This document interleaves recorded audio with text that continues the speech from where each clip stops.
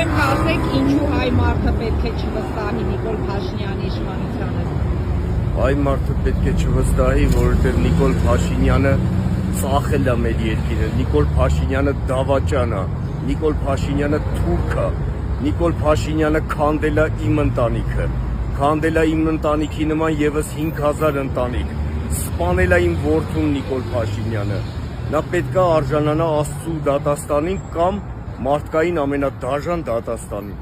Իսկ ինչպես եք տեսնում, իր հեռացումը ինչպես պիտի լինի։ Հեռացումը չեմ պատկերացնում, բայց ես միայն մի բան եմ պատկերացնում, որ ինքը պետք է նստի ամբողջ օր իր բանտախցում եւ առավոտից գիշեր պետք է միայն անընդհատ կրկնեն մեր զոհված հերոս տղաների անունները եւ ազգանունները, որպեսզի ինքը հոգեկան չնայած խանգարումը ստացած է, ինքը հոգեկան հիվանդ է,